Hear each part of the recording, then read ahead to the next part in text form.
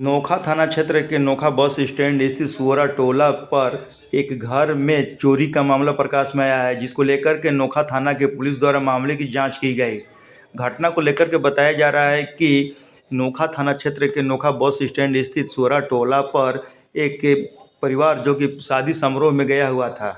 Ward number 18 के रंजन कुमार का पूरा परिवार शादी समारोह में गया हुआ था और जब मंगलवार के सुबह में आकर घर देखे तो देखा कि बाहर का ताला तोड़ने का प्रयास किया गया है, लेकिन ताला खोल कर के अंदर गए तो देखा कि सीढ़ी के बगल से जो मेन गेट है उसको ताला काट करके अंदर गए हैं। जब अंदर जाकर देखा तो उसमें रखे गए सारे सामान की चोरी की बक्सा तोड़कर कर ली गई है। उसमें रखे गए गहने अन्य सामान की चोरी कर ली गई है, जिसको लेकर नोखा थाने की इसकी सूचना रंजन कुमार द्वारा दी गई। इस मौके पर नोखा के प्रभारी थानाध्यक्ष तैयब हुसैन पहुंच करके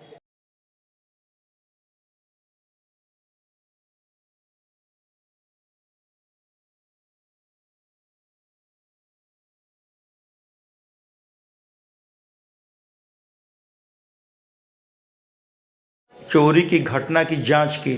उन्होंने चोरी की घटना की विस्तृत तरीके से जांच करते हुए पाया कि किस तरीके से चोर उसमें घुसे हुए हैं। घर के ऊपर ग्रिल लगा हुआ है और यह मकान चढ़ने लायक नहीं है, दोनों तरफ से काफ़ी ऊंचाई पर है।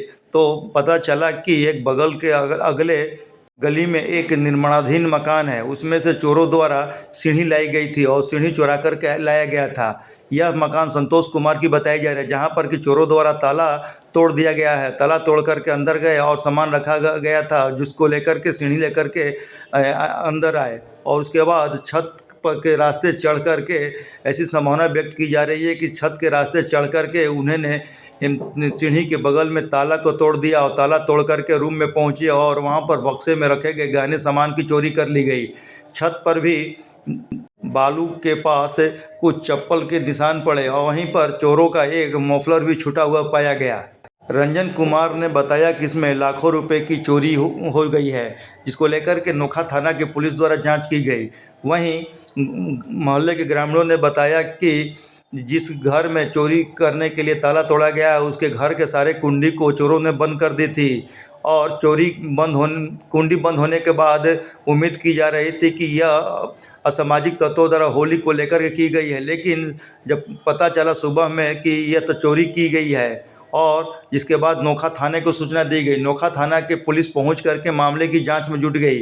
तैयब हुसैन ने बताया कि मामले की जांच की जा रही है, पुलिस जल्द ही मामले का उद्भेदन कर लेगी।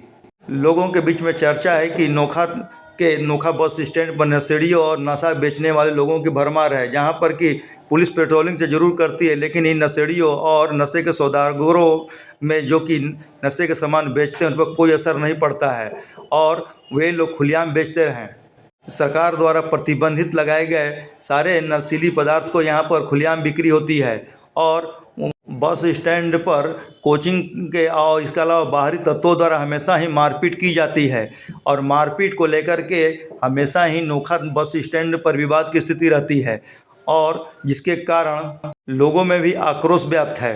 लोगों के बीच में यह चर्चा है कि यह नशेड़ी ही चोरी कर रहे हैं और अगल बगल लोगों को परेशान कर रहे हैं, जिसको लेकर के प्रभारी थानाध्यक्ष तैयब हुसैन ने बताया कि सभी बिंदुओं पर पुलिस जांच कर रही है और जांच करने के बाद जल्द ही कार्रवाई करते हुए चोरी का उद्भेदन किया जाएगा। पुलिस मामले की पूरी तरीके से जांच कर रही है और वैज्ञानिक तरीके से जांच करने के बाद चोरी में शामिल लोगों को जल्द ही पहचान कर ली जाएगी। पुलिस इसके लिए प्रयास कर रही है।